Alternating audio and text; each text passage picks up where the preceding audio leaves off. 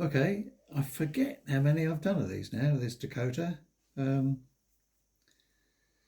I'm quite struck by it provides a tremendous amount of detail. The internals I've shown before. I built the entire internal, the floor, the bulkheads, the seats, the rest of it, and stuck it into one side. And found then that trying to put the fuselage together was a real struggle, absolute fight. I mean, those are the instructions. There's the internal. I stuck this into that side of the fuselage, as you can see here. Then tried to put this in, and for me, there's some sort of odd contrast between the amount of detail they shove in and the struggle to get huge components together. I spent a lot of time sanding the side of the bulkheads and the floor to get the other fuselage side to fit, and then I've had to. Oh, sorry. How sorry? Not very. And I've had to do a lot of filling. I might have to do some more, just to, cover over the gaps. I mean, it's standard stuff, and then lever this up so that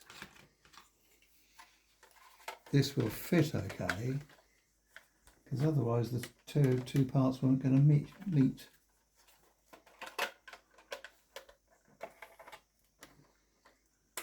Well, so you keep moving it out of shot, don't you worry. There we go.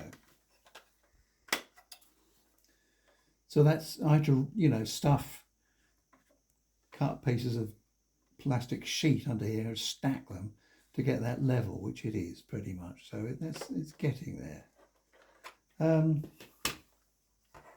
Apart from that, there are odd details. I'm not sure. I've seen pictures of the actual aircraft in a museum in America, which I think the Chinese have modelled it on. So there are odd bits. I suspect some of them are modern items added to the airframe well after World War II. So there's some odd aerial thing that looks like a stylized eagle over the top, which I won't fit because I don't think it's there. This is a pilot's escape hatch. They made it as a transparency when it was, all the pictures I've got show it as solid. I've masked off every transparency. I masked off separately before I stuck it into the side of the fuselage, because you have to stick those in before you put the fuselage together. I kept trying it out because they provide 2 seat belts every single seat. There's 30 odd seats down, bent down both sides, and I thought, if I'm going to have this door open, which is what they did, they flew with that door open for the paratroopers to leap out. You can see some of them, but there's seats up here I can't see, so I just didn't bother putting seatbelts in there. I did the rest. So it's going. I've sort of been doing ancillary bits since then. There's the. That's not in view. Is it not? The fuselage is in view. Right. That's it. Propellers. I've used an AK chrome felt tip pen. That's rather brighter than the real things would have been, but it does extraordinarily chrome effect. It'll make it pop a bit.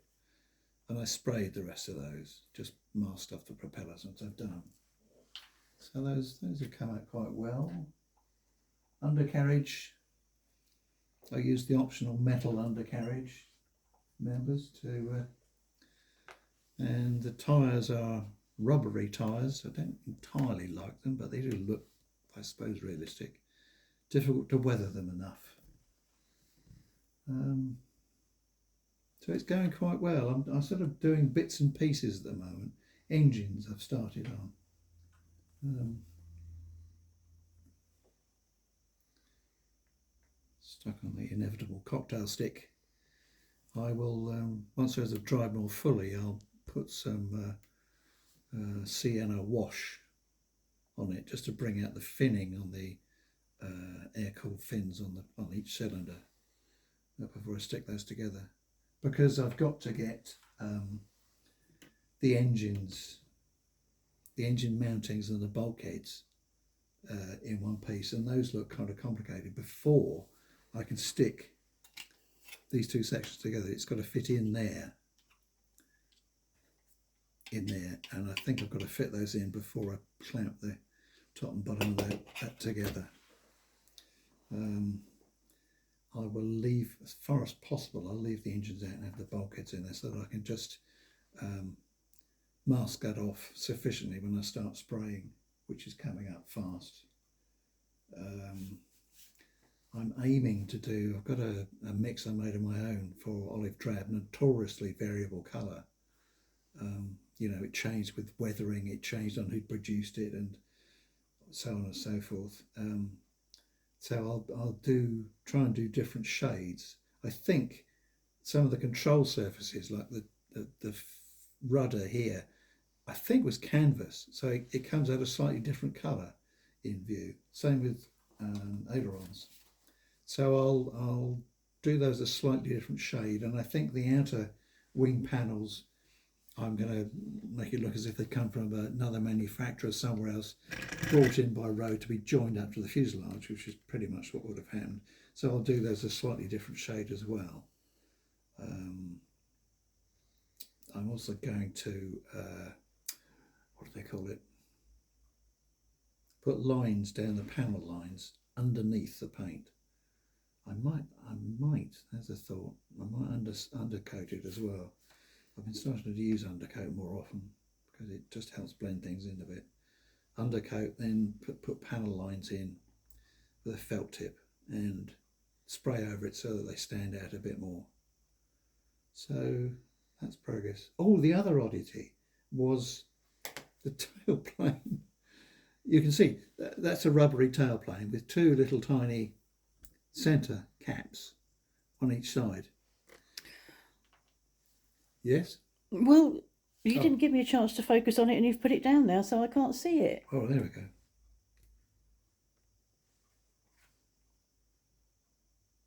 And when I looked in the instructions, it said, you know, all the parts are identified by a sprue number. Every sprue has got a letter, and then each individual part has got a number.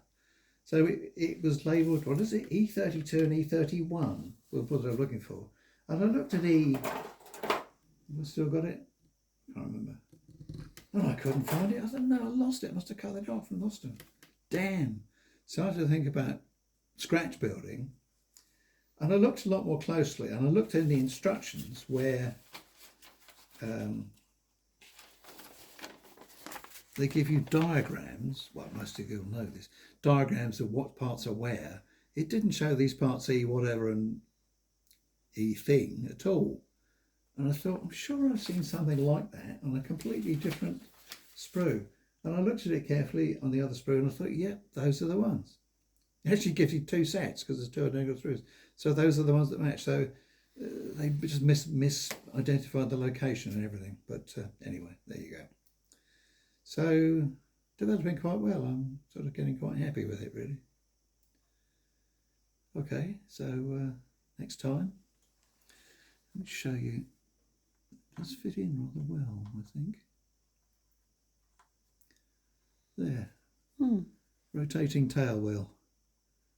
I might have it turned slightly. Jolly good. Thank you very much for watching. Oh, thank you. See you thank next you time. for doing it. Sorry for kicking this tripod and all the other things you got wrong. All the other things I got wrong, as usual. Always. It's in your job description. In my job description, yes. Yeah. Okay, now you're going to slice me some bread for toast. Do they need to know this? Huh? Do they need to know this? Oh, okay. Bye. Bye.